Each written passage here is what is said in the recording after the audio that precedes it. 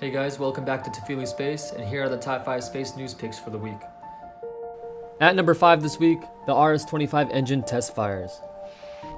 With this test fire, all 4 of the RS-25 engines have been tested. These engines will be used in NASA's new rocket, the SLS, Space Launch System.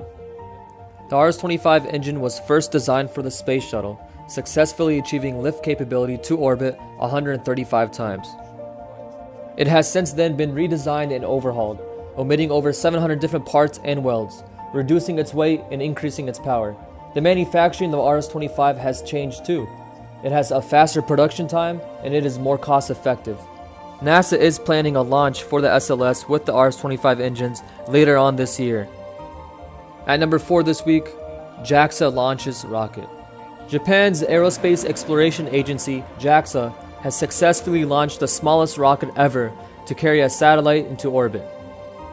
The payload for the rocket was a 3-unit CubeSat measuring just over 13 inches. Small payloads such as CubeSats have been gaining popularity throughout the decades. Japan sees this, and they want to make a smaller rocket for a smaller payload, but they're not alone. As we saw in the previous weeks, we have other companies like Rocket Lab successfully making their own ventures into space. At number 3 this week, SpaceX experiments landing on water. With this launch, SpaceX wanted to try something different. They did not want to land the first stage back on a drone ship nor on land.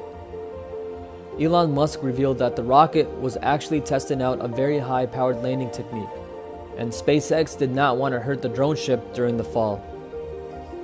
But even though there wasn't a drone ship in place to catch the Falcon 9, the rocket still went through all the steps of landing. It reignited its engines 3 times in a series of landing burns to lower itself down gently to Earth. SpaceX did not expect the Falcon 9 to survive, but it did, intact. Now the company is trying to scramble and figure out how to bring this rocket home. At number 2, amateur astronomer finds NASA's lost satellite. NASA's imager for Magnetopause-to-Aurora Global Exploration, IMAGE, was launched in 2000. Out of nowhere, almost 6 years after it's launched, it ceased operations and NASA declared it lost. During its run, it had over 400 research articles published in peer-reviewed journals using its own data. This week, an amateur satellite tracker found it to be transmitting some signals back to Earth. NASA is attempting to communicate with the spacecraft and determine its payload status.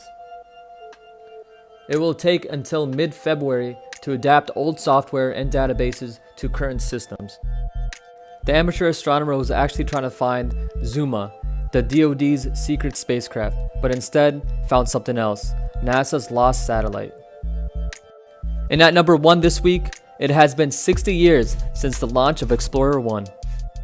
The morning of November 8, 1957, at Huntsville, Alabama. A sudden meeting has been called by General John B. Medeiros, Commanding General of the Army Ballistic Missile Agency. I promised the Secretary of the Army that we would be ready in 90 days or less. All at once, Americans were interested in the oncoming age of space. And with the curiosity came a mounting, swelling demand to get a satellite into the air on the double. On January 31st, 1958, the United States launched its first successful satellite, Explorer 1. Explorer 1 was not just a publicity stunt. It performed groundbreaking science work as it orbited Earth. One of the principal investigators, James Van Allen, made the first great discovery of the space age. Van Allen found a donut-shaped belt of radiation around the planet that played a vital part of protecting life here on Earth. Because of this discovery, NASA has sent a crewed mission to the moon, explored every planet in our solar system, and launched telescopes that expanded our view of the cosmos. Well, that wraps up another week. If you liked the video, give it a thumbs up, subscribe. If I missed anything, please let me know in the comments below, and I will see you guys next week.